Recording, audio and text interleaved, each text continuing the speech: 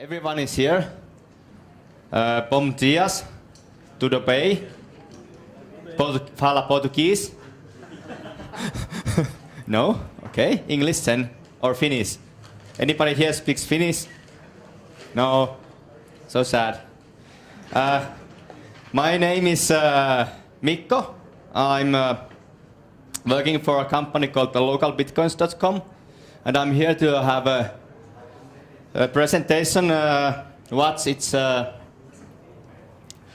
is to work with money in Python and how our company is working, and it's a little bit like crisscross of software development and company practices and all this Bitcoin revolution. So bear with me if you don't care about the stuff I'm talking.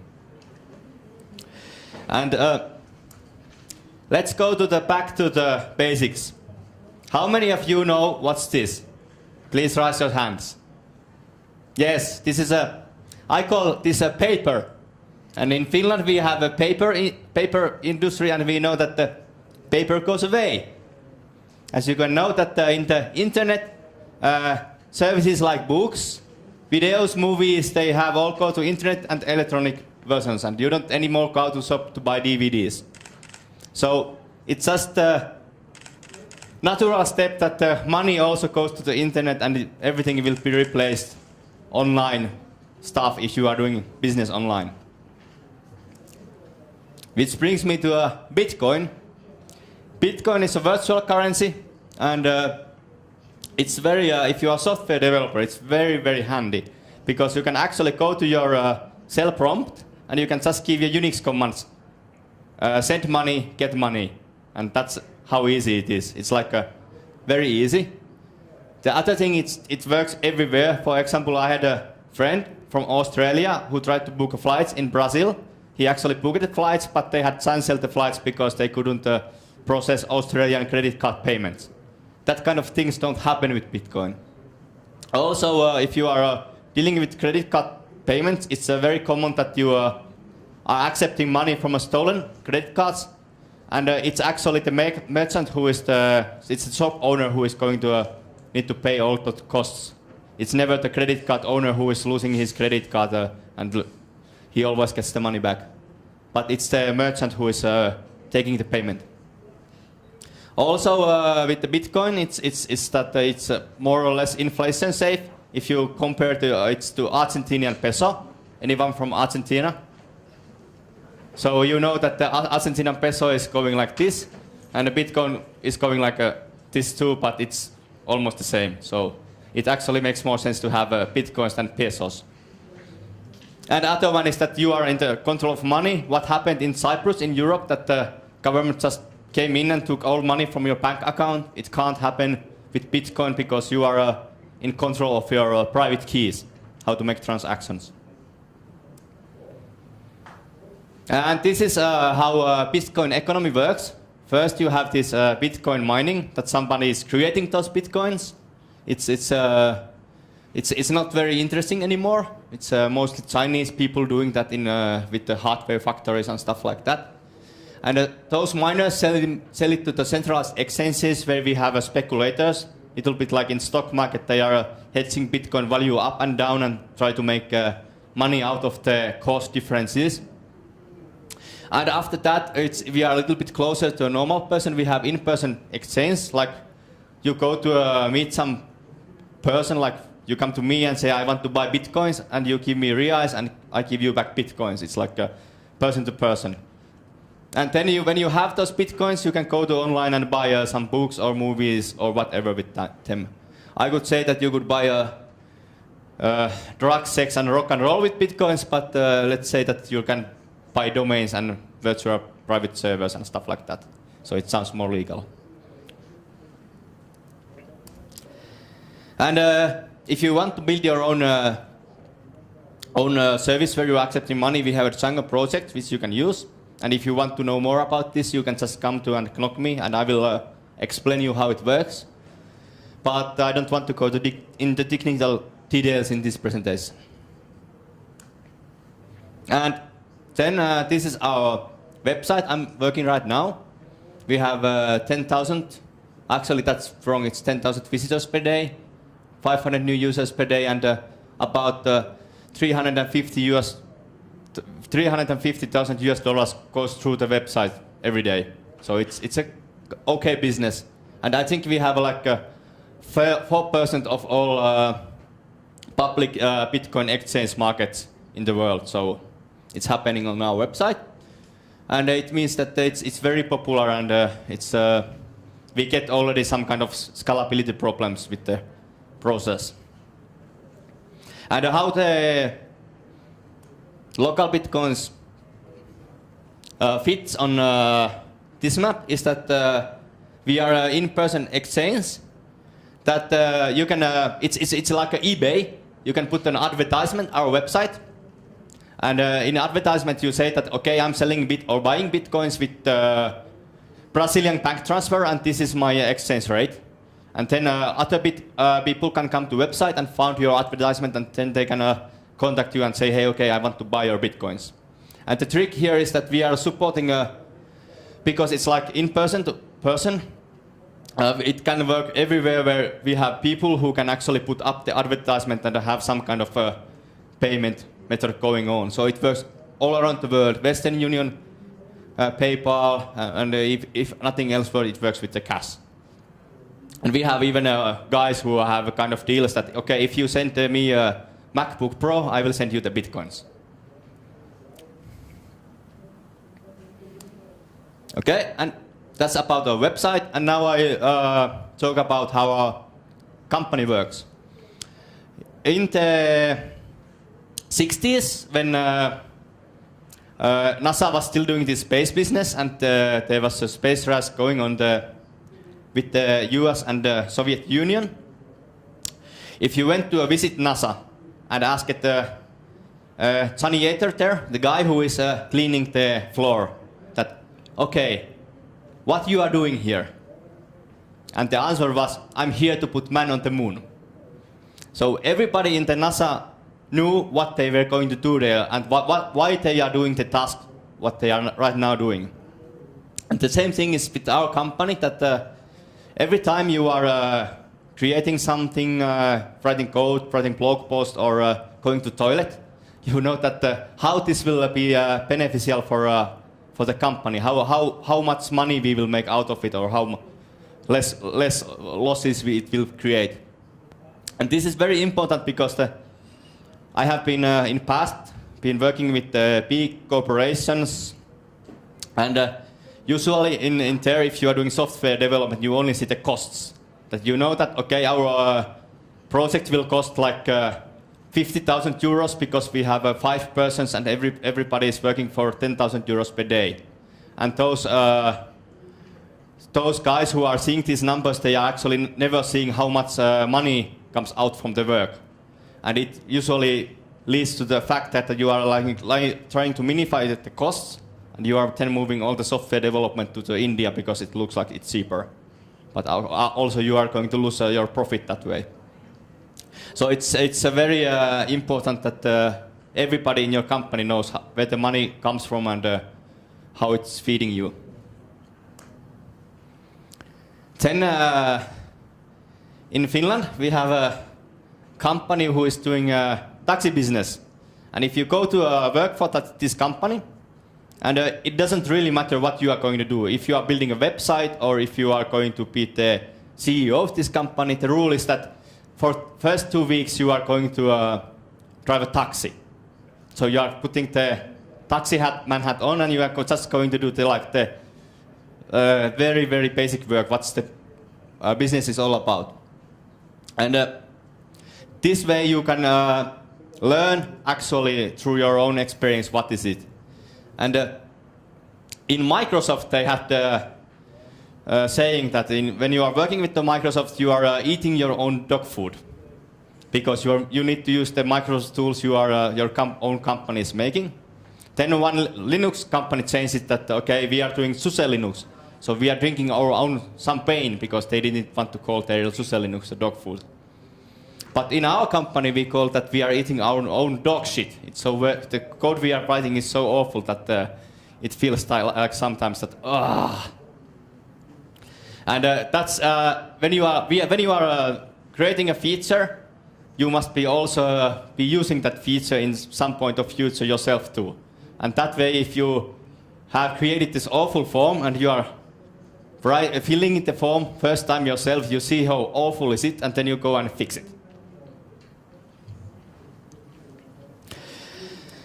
And other one is just do it, because usually if you are planning something and you are making careful plans and then you are actually executing those plans, they are not probably what's going to happen is not probably what you were planning in the first place, and then you need to go to a drawing board back again. So our philosophy is that we just do some crap, then we put it out, and then we if it's crap, and it always is, then we fix it later and see how it goes, because of it doesn't really make sense to prepare everything perfectly beforehand. You are losing time, and your users are waiting, and so on. So we just put it out, and then we will see what happens, and we will fix it later. We are not really worried about like Chinese and Japanese people that, okay, I made a failure, and then you take this katana and seppuku. So it makes more sense to just try it, and then you fail, and then you fix it. And then some bits about financial websites, because you're dealing with the bitcoins. It's a huge player in the gray and black markets, and it means that our website is website and users. It's mostly the users. They are constantly being attacked, so that they want to steal the bitcoins from those users. And it's a really pain in the ass when the Russian hackers are trying to attack your website every day. So first of all, I want to say that the first rule is that use Python. Because if our founder would have been using PHP, we would be already out of business, because the site would be hacked like 50 times. Or if he would be using something like a Java or a Microsoft C#, we would be still like writing the service, and it wouldn't have been launched yet. So Python is actually the key that why we are still business. Other one is it's really a simple thing. I'm not sure if anybody knows this. It's I can show it. It's it's an app. It's called the Google Authenticator, and you probably won't see, but there's a timer going on, and for every 1 minute you get a new code. And when you log into website, you need to give this code, which is unique for that moment of time. And this kind of simple thing, it's a free, and this is not like it's an open algorithm, and it's a standard and stuff. So it's not anything Google specific. It's very easy to integrate on your website.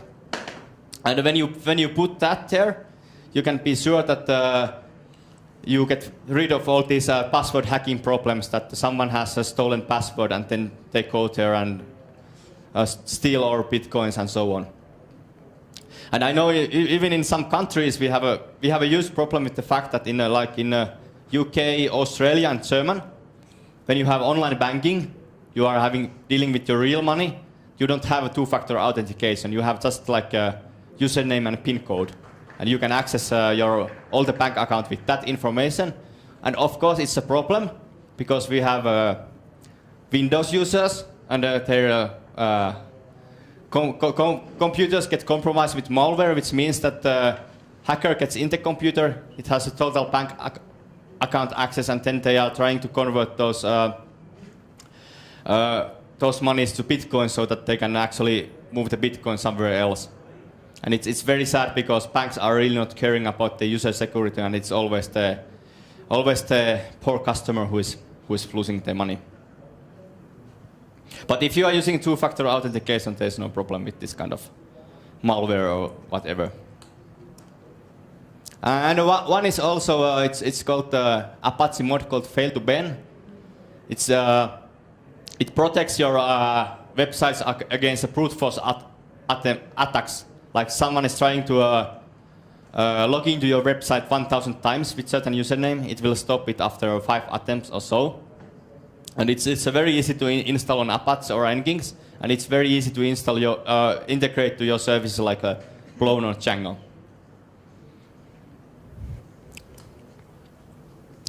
And one more thing is it's called, because we are having this philosophy that just do it.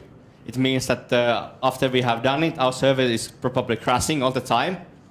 So we are using a Python tool called Sentry, which is a logging server. So we are not using the file logs, but all the exceptions and all the log messages will go to the Sentry website, and it performs a basic analysis for it, and it actually shows you what are the critical errors, which happens like all the time and preventing users to do stuff, and what are like just happening sometimes once in a week. And it means that when you deploy a new change on the website, you go to see the Sentry and see if any errors start to happen there. And if there happens, then we just fix it quickly and deploy again. And that's about it. I think I can. Yeah, we are hiring freelancers. We want to have people who are working with the Django and Python. We have a lot of our business is growing fast, and we don't have enough time to fix all little bugs in all open source projects we are doing. So we hope that we could find people who can be reliable freelancers. It doesn't really matter where you are; we can pay you with bitcoins, and we can just point you a little tasks which you can do. You don't need to be even full time. So please come to Knock Me if you want any money. And then, yeah, if you are a Bitcoin enthusiastic, we can try to promote Bitcoin globally. So if you want to bring Bitcoin to your own country, we can help you with there. And also, of course, if you want to have some Bitcoins now, I can sell you them. Just come to Knock Me later, and I will give you, so you can try them out. Okay, I think that's about it, and now we have probably a lot of time for the questions. Any questions? Yes, please. I'm trying to summarize the talk. So when you're saying that if you want to make money with Python, you can just build an exchange system for bitcoins. That's one way. Yeah, that's one way also, but yeah, it's yeah, you can summarize it that way. there are two other ways, but that's the yeah, no, I think it's more like point of the talk is that you need to have what kind of company culture you need to be there behind that you can actually make a profitable business. I hope that's the talk. Other questions? It's a question about Bitcoin. How exactly you can talk? What about the taxes?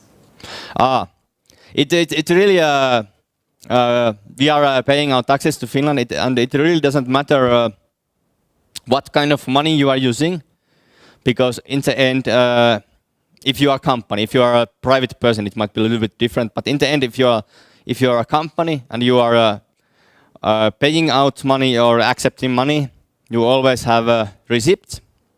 And if you don't have a receipt, you are cheating your taxman, and then you will go to jail. So you can, if you are having, for example, e-commerce site where you are taking Bitcoin transactions, you of course have this receipt and you put it to your accounting. And in Finland, it's because virtual currencies are a new market, and the exchange rate is going like phew all the time. So the current recommendation is that at the end of every day, when you did the business with bitcoins, you take the exchange rate of the day and use that into your accounting purposes. And with that kind of exchange rate, then you are paying the taxes of the transactions made. And of course, the problem is that you need to convert bitcoins back to euros to pay the taxes. But we are it's currently if depending on your country, if you have a country like Finland or USA, it's very easy to convert bitcoins back to euros and other way.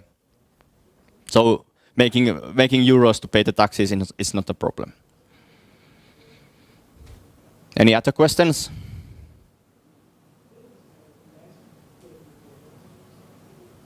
Please. Trying to make the question, trying to think what I want to say about the exchange going up and down. I worry about that a little bit because Bitcoin looks a bit more abstract than the money that you're selling, something like that. And some years later, there were a lot of services that give you points for doing things, and you trade the points for products. Like, if you have 10 points, you can get a DVD. Mm. But a while later, when more users come in, it gets more easier to get points. Now, instead of 10 points for DVD, you have to give 40,000 points for the same DVD. Yeah. And is there a risk of this happening to Bitcoin? It going too far, the exchange, because it's more abstract, the way you can get points? Yeah, I think there are two parts in this question. First is that how you set the price of certain service or product, and the rule is that you never use Bitcoins for pricing because the exchange rate is going like this, but you base your prices for euros and dollars for now. So when you are buying something and even if the daily Bitcoin rates changes, as a merchant, you will always get the same amount of Bitcoins. You have to set the price of the sales and products to the real currency. Yeah, yeah. And other part of this question is that Bitcoin is so-called inflation safe storage of value. That unlike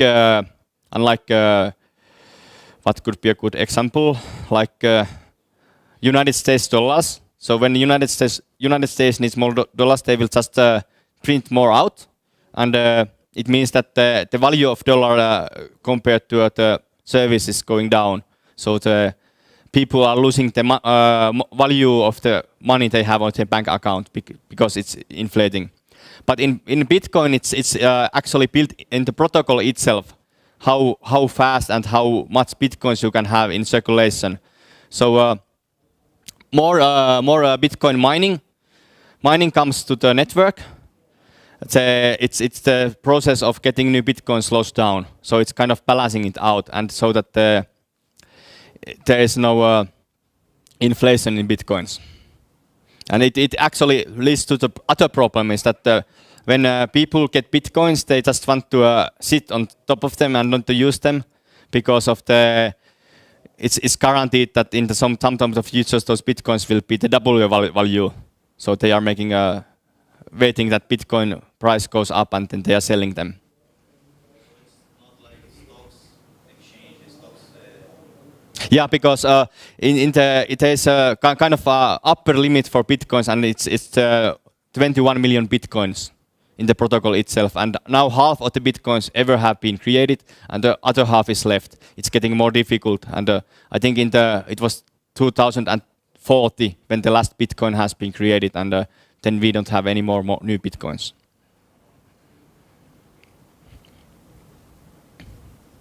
Yeah. Who sets the exchange rate of the Bitcoin? It's you. When you are selling or buying the Bitcoins, you can say that I want to have 5,000 euros per one Bitcoin. But it means that no one probably will come to buy your Bitcoin. So basically what happens right now, it's we have so-called centralized exchanges, which work more like a stock markets. And people are using average value of biggest exchange. So there's a website called bitcoinaverage.com, which shows all the different values in different currencies, because it also depends if you are doing USD or euro. So, but they just take the average of exchanges, and that's like the normal.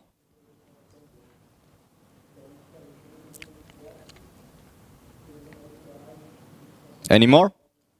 Okay, I think you can.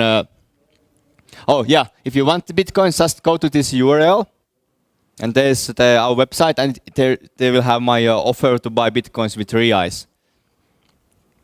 And if you have any more questions, just come to knock me after the presentation. Thank you.